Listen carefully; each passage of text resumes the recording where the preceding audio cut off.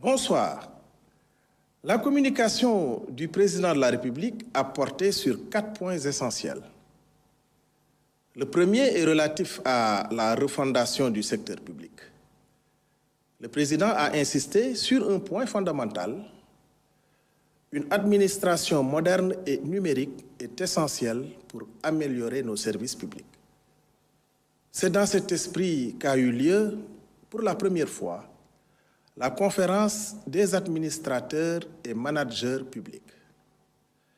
Cet événement inédit a réuni les dirigeants du secteur public pour réfléchir ensemble sur les voies et moyens de rendre nos administrations plus efficaces, proches des citoyens et capables de livrer des résultats concrets.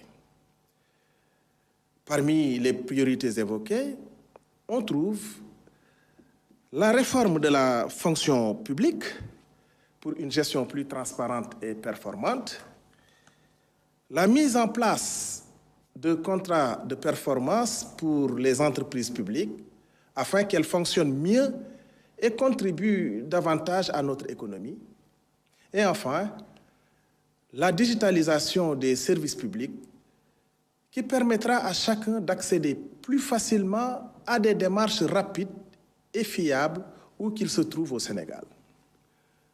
Puis, le président a abordé dans un deuxième point la question du développement du secteur privé. En effet, il s'agit d'un secteur qui joue un rôle central dans la création d'emplois et la croissance économique. Le président souhaite que ce secteur devienne un levier puissant pour notre développement.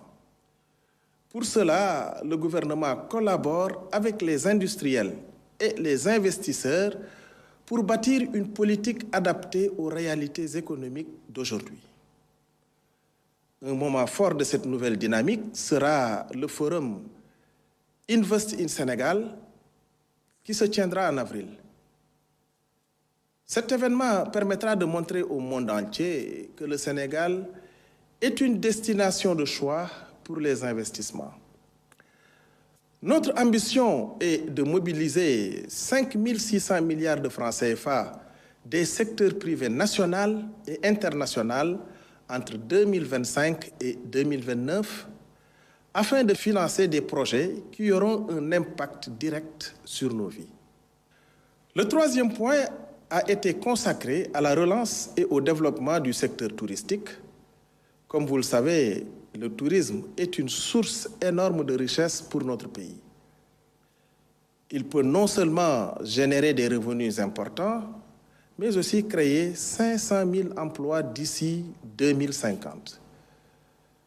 Pour y parvenir, plusieurs actions sont prévues. Valoriser notre patrimoine naturel et culturel, promouvoir nos destinations touristiques pour attirer davantage de visiteurs étrangers et sécuriser nos zones touristiques en renforçant la police touristique. Très bientôt, une réunion interministérielle définira les mesures prioritaires pour relancer ce secteur stratégique. Enfin, le dernier point abordé par le président de la République a porté sur la modernisation des marchés et espaces commerciaux. Nous savons tous à quel point les incendies et l'insécurité dans nos marchés sont préoccupants. Le président a demandé une révision approfondie du programme de modernisation des marchés. L'objectif est simple: sécuriser et moderniser ces lieux essentiels à l'économie locale. De plus, le gouvernement travaille sur des solutions pour optimiser l'utilisation du centre des expositions de Diamniadio et moderniser le CICES afin qu'ils deviennent des infrastructures plus performantes et rentables. Le Premier ministre, quant à lui, a abordé d'abord le plan quinquennal 2025-2029, à propos duquel il a insisté sur l'importance d'une bonne organisation pour garantir la réussite des projets et réformes visant à atteindre les objectifs de la vision Sénégal 2050. Ensuite, le coût de l'électricité, en rappelant que dans un contexte de production d'hydrocarbures, il est crucial de réduire les factures d'énergie et d'améliorer l'approvisionnement. Un comité travaille activement pour proposer des solutions concrètes d'ici fin janvier. Le troisième point a porté sur la valorisation des ressources phosphatées.